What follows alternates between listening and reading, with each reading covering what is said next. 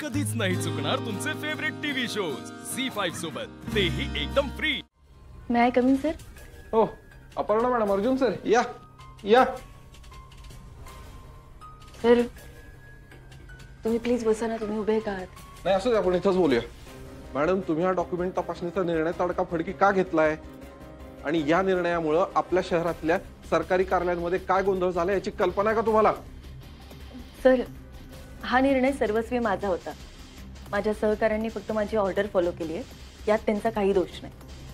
तो प्रश्नच नाहीये मॅडम, पण हा निर्णय घेण्याच्या आधी तुम्ही कोणाला कळवलत का नाही किंवा विश्वासात का नाही घेतलं? सर सॉरी, पण मला ते गरजेचं नाही वाटलं, कारण ही कारवाई माझ्या आटोक्यातली होती आणि उगाच हे सगळं प्रकरण वरिष्ठ अधिकाऱ्यांपर्यंत पोहोचवणं मला तेवढं गरजेचं नाही वाटलं। मॅडम, तुमच्या तपासणीच्या छाप्यामुळे दवाखान्यात किती गोंधळ उडालाय, त्याचा पेशंट लोकांना किती त्रास झालाय, याचा जरा तरी विचार केलात का तुम्ही? नाही, तसं नाही सर, या सगळ्याचे परिणाम मला माहिती होते, पण हे करणं तितकंच गरजेचंही होतं। अच्छा, म्हणजे आपल्या समोर एवढी कामं आणि एवढे प्रश्न असताना सुट्टी संपून आल्यावर तुम्हाला हाच निर्णय घ्यावा असं वाटला का? नाही, तसं नाही sir, me I need explanation sir. मला त्यांच्याकडनं एक्सप्लेनेशन हवंय अर्जुन सर।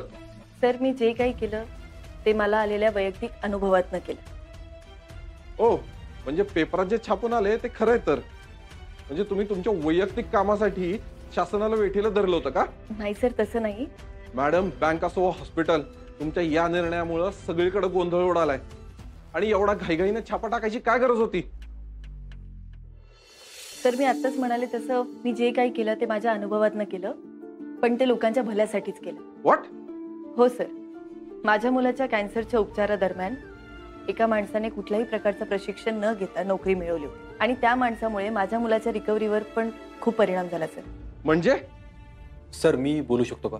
हा बोला सर, त्या व्यक्तीने जुन्या रागातून आमच्या मुलाचे डॉक्युमेंट्स बदलले आणि अल्टिमेटली त्याच्या उपचारांची दिशा बदलली, त्यामुळे आमच्या मुलाच्या जीवाला धोका निर्माण झाला। सर देव आमच्या पाठीशी होता आणि सगळं जुळून आलं म्हणून खरं तर माझा मुलगा वाचला, पण हीच गोष्ट एखाद्या सामान्य माणसाच्या बाबतीत घडली असती तर काय झालं असतं सर?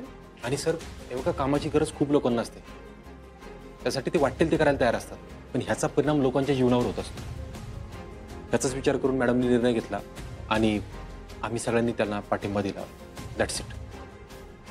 एक्सक्यूज मी सर, एकच मिनिट सर। आणि ह्या कारवाईमध्ये 38 कर्मचारी दोषी आढळले, म्हणजे त्यांचे सगळे कागदपत्र बनावट होते। इतर कर्मचाऱ्यांची सुद्धा आपण कसून तपासणी करतोय आणि त्यांचे कागदपत्र सुद्धा पडताळून पाहतो, ते ह्याचे details. Yes sir.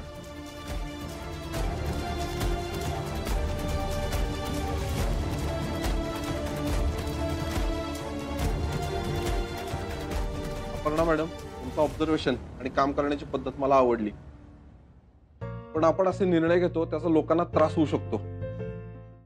झी5 app download करा आणि पहा सर्व एपिसोड्स एकदम फ्री।